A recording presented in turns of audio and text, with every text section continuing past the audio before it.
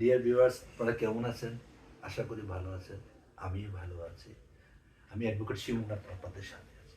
আজকে একটা গুরুত্বপূর্ণ টপিকস নিয়ে আপনাদের সামনে আমি এসেছি। এটা হচ্ছে গিয়ে ইনজাংশন বা বাংলায় বলে নিষেধাজ্ঞা।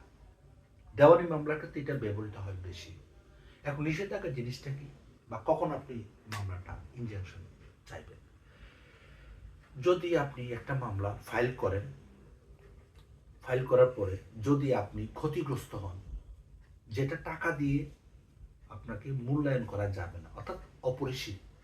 যেমন আপনাকে যদি আপনার জায়গার জমির দখল থেকে আপনাকে কেউ যদি জোর করে বের করে দেয়, বা আপনাকে যদি কেউ রাস্তা দিতে না চায় যদিও আপনি রাস্তা পান, অথবা আপনার আহ, আপনার দীর্ঘদিনের যে সমস্ত অধিকারগুলো আছে কেউ যদি ওটা থেকে আপনাকে বঞ্চিত করে, তাহলে আপনি বিজ্ঞ আদালতের নিকট নিষেধাজ্ঞা চাইতে পারেন। সেক্ষেত্রে আপনি বিজ্ঞ আদালতের নিকট অস্থায়ী নিষেধাজ্ঞা চাইতে পারেন।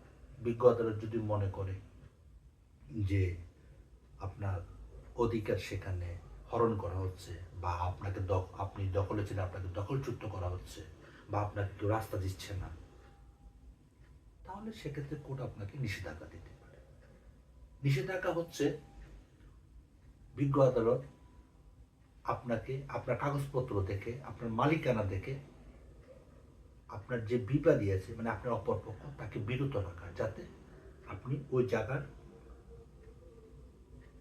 মধ্যে দখলে থাকেন। আর বিবাদী যাতে আপনাকে ডিস্টার্ব করতে না পারে, দখলচ্যুত করতে না পারে, বা কোনো বিল্ডিং বা কোনো ইমারত নির্মাণ করতে না পারে আপনার জায়গাতে। এটা হচ্ছে কি নিষেধাজ্ঞা। নিষেধাজ্ঞা মানে নিষেধ করা। বিজ্ঞ আদালত নিষেধ করবে যে না, আপনি বাদীকে কি করবেন না, আর জ্বালাবেন না, কারণ বাদীর এখানে সত্য আছে, দখল আছে। আপনি কেন হয়তো তাকে ডিস্টার্ব করতেছেন, তাকে বেদখল করতেছেন, তার জায়গার মধ্যে বিভিন্ন ধরনের ইমারত নির্মাণ করতেছেন। আশা করি ভিউয়ার্স বুঝতে পেরেছেন। যদি না বুঝেন আমাকে কমেন্টসে জানাবেন, আশা করি আপনাকে আমি সাহায্য করবো। ধন্যবাদ, আমার সাথে থাকুন।